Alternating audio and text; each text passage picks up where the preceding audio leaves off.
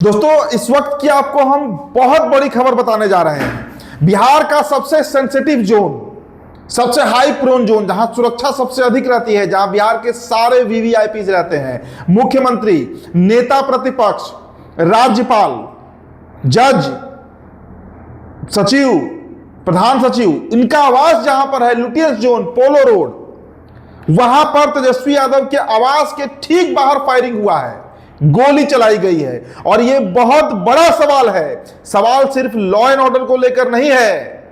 अभी से कुछ दिन पूर्व, आपको याद होगा, सप्ताह भर पहले की घटना है।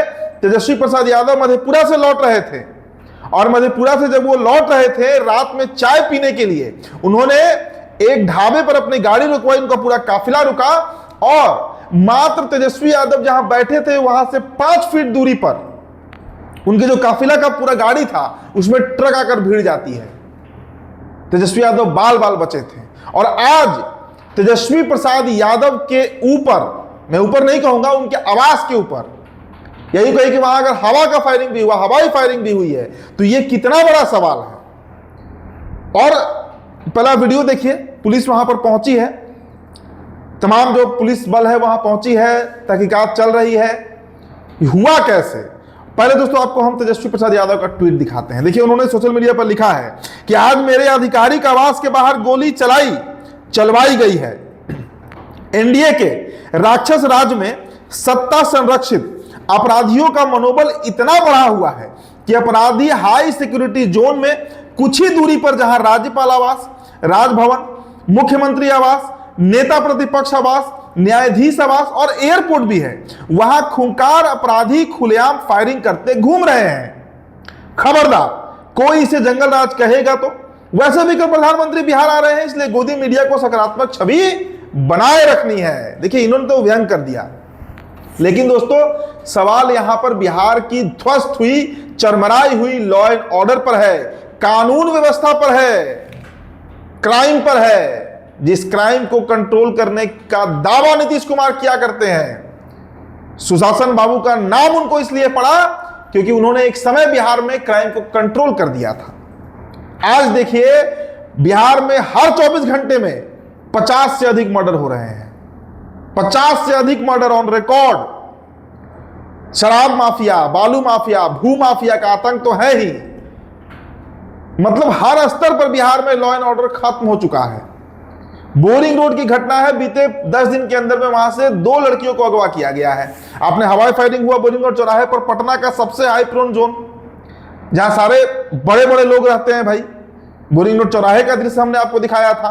तो ये स्थिति है बिहार की। और देखिए, सवाल वो नहीं है, सवाल है कि तेजस्वी प्रसाद यादव के काफिले के ऊपर एक ट्रक का चढ़ जाना, कई उसमें उनके जो प्रोटेक्शन में थे, जो उनके सुरक्षाकर्मी थे, कई घायल हो गए थे। तेजस्वी यादव अस्पताल भी पहुंचे थे। और आज तेजस्वी यादव के आवास के बाहर, उनके आवास के ऊपर एक तरीके से कहिए तो ताबड़तोड़ फायरिंग हुई है। हवाई फायरिंग ही सही, लेकिन ये कितना बड़ा सवाल है।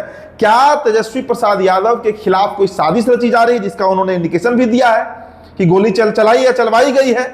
इस देश में दोस्तों बड़े बड़े राजनेताओं के साथ ऐसा हुआ है। संजय गांधी, इंदिरा गांधी, राजीव गांधी, बहुत लंबी फेहरिस्त है, बहुत लंबी फेहरिस्त है। तो किसके निशाने पर तेजस्वी यादव हैं? किसके रडार पर तेजस्वी यादव हैं? क्या तेजस्वी प्रसाद यादव की बढ़ती लोकप्रियता खतरे का घंटी है? क्या तेजस्वी प्रसाद यादव को लेकर जो सर्वे बताया जा रहा है, जो पोल बताया जा रहा है कि उनकी सरकार बन सकती है, ये खतरे की घंटी है? मैं किसी पर दोषारोपण नहीं कर रहा हूं, मैं सिर्फ लॉ एंड ऑर्डर की बात कर रहा हूं कि बिहार का जो कानून व्यवस्था है वो कहां है। नीतीश कुमार कहां गायब है? और इस पर देखिएगा, कोई प्रतिक्रिया भी सरकार की तरफ से नहीं आएगी। पुलिस अपना काम करेगी, एफआईआर लॉन्च किया जाएगा। और फिर मधेपुरा में भी हुआ था, लेकिन उस मामले में अब तक कोई तहकीकात नहीं की गई है कि वो ट्रक वाला अचानक से तेजस्वी यादव के काफिले में घुसा कैसे। और इस मामले को भी देखिएगा, रफा दफा कर दिया जाएगा। तो बिहार में ये हो क्या रहा है ये। और देखिए, इस साल चुनाव है, कल प्रधानमंत्री का बिहार दौरा है, और आज बिहार के नेता प्रतिपक्ष के आवास के बाहर हवाई फायरिंग हो जा रही है। ये अपने आप में एक बहुत बड़ा इंडिकेशन है कि बिहार में क्या हो रहा है, क्या यहाँ की व्यवस्था है। नए एसपी आए हैं बेचारे, अभी तो वो तो पदभार भी नहीं संभाले होंगे, किस तरह का इंसिडेंट हो गया। डीजीपी कुछ ही दिन पहले नए बनाए गए हैं। तो हर दृष्टिकोण से ये बहुत विचारणीय है, ये बहुत सोचनीय विषय है। कि जब नेता प्रतिपक्ष सुरक्षित नहीं है और उनके घर के बाहर जो यहाँ के खूंखार अपराधी हैं, जो बदमाश है, जो नोटरियस एलिमेंट्स हैं, वो इतना हिमाकत कर दे रहे हैं कि वो जाकर वहां पर फायरिंग कर दे रहे हैं, तो हमारे आपकी तरह जो एक आम नागरिक है बिहार का, जो एक आम बिहारी है, वो कितना सुरक्षित है, वो कहां तक सुरक्षित है, इस पर सोचिएगा। और तेजस्वी प्रसाद यादव किसके रडार पर है, किसके टारगेट पर आ रहे हैं बार बार। ये दूसरा घटना है, पिछले एक सप्ताह के अंदर ये दूसरा घटना घटा है दोस्तों। तो ये बहुत ज्यादा चिंता का विषय है और इसको लेकर तेजस्वी प्रसाद यादव ने इंडिकेशन भी दिया है। तो फिलहाल दोस्तों इस रिपोर्ट में इतना ही। बहुत बड़ी अपडेट थी, बहुत बड़ी खबर थी। तो इतना ही। मेरा नाम उदित तारण है। तब यहाँ टॉपर वीडियो आप देख रहे थे। बहुत बहुत शुक्रिया।